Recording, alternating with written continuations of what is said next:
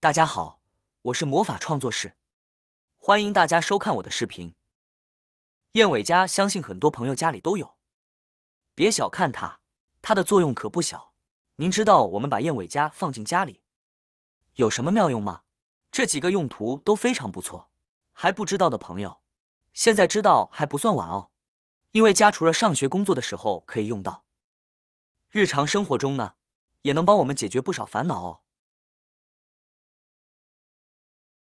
妙用一：晾晒衣物。像我们现在有很多朋友家里面的衣架，都是长成这个样子的。虽然下面有2个小挂钩，但是对于小孩子或一些比较紧的裤子，我们这样来拉扯的话，很容易就把它拉扯坏了，导致裤子变形。更有甚者，很多的衣架上面并没有这2个小挂钩。那么呢，这个时候我们就可以用到燕尾夹来解决这个问题。我们先在衣架上面固定上2个燕尾夹，接着现在就可以像这样，把裤子夹在燕尾夹的上面。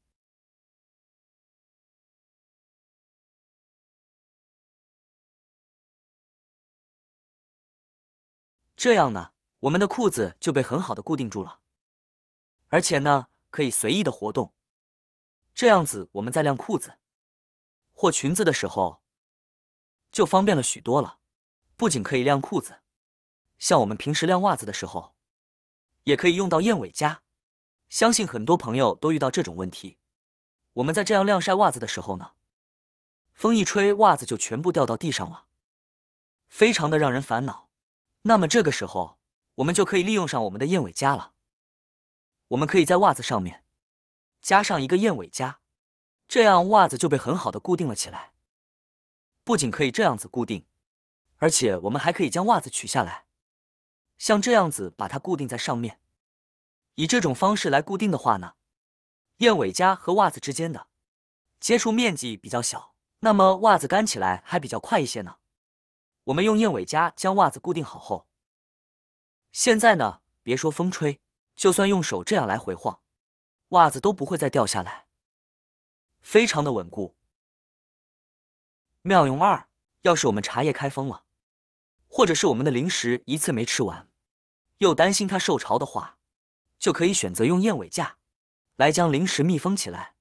只需要将零食袋多折叠几次，保证空气进不去，然后再用燕尾夹固定住就可以了。因为燕尾夹的密封性特别强，而且袋口经过多次折叠，空气也很难进入到里面了，所以不管放置多长时间，都不用担心出现零食受潮变质的问题。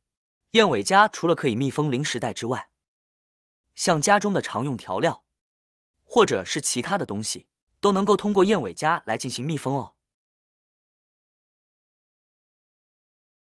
妙用3：夹在拖鞋上。家里的拖鞋穿了一段时间，大家都会拿去清洗。清洗之后呢，非常难晒干，晒不干的拖鞋还会发出一股臭味，非常的难闻。其实大家只需要把长尾夹夹在拖鞋上，然后呢，把它套在衣架上就可以了。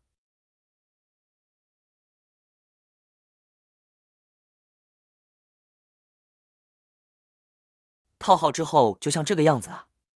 这样做可以让清洗好的拖鞋挂起来晾晒，更加的通风，更加容易晒干，就不会出现晒不干发臭的情况了，非常的好用啊。妙用4：手机支架。我们把2个燕尾架，先将它这个样子打开，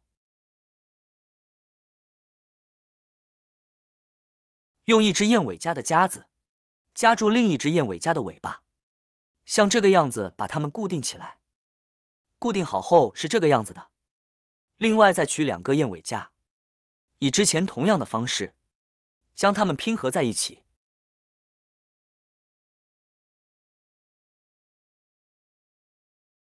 做好之后呢，是这个样子的。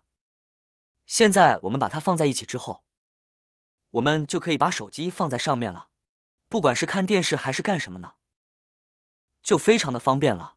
一个简单又稳固的手机支架就算完成了。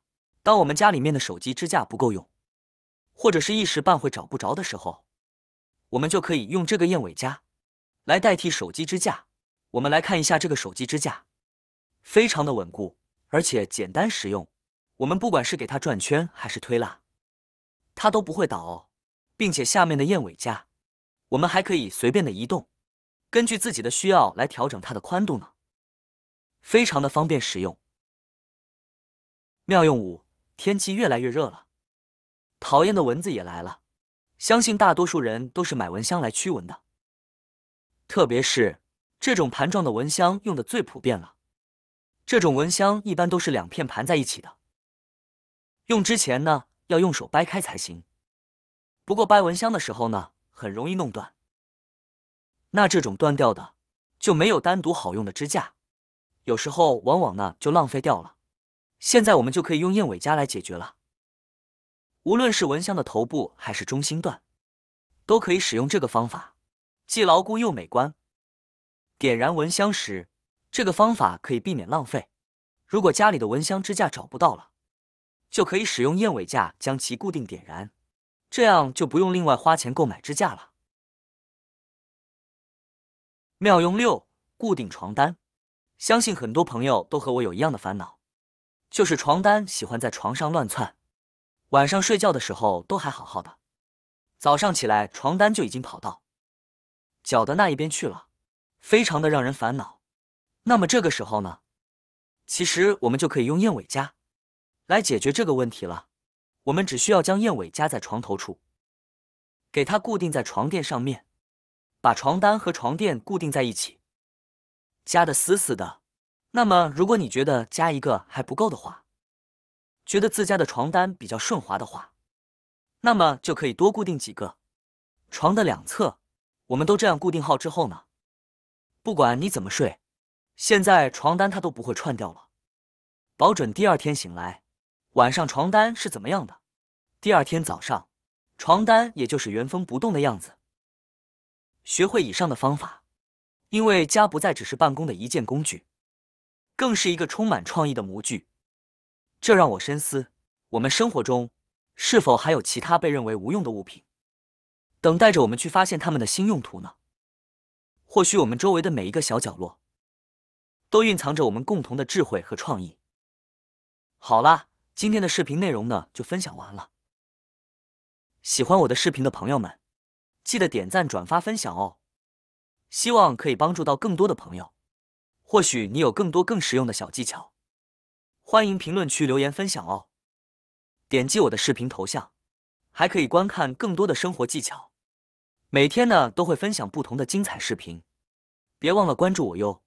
感谢您的支持，我们下期再见了。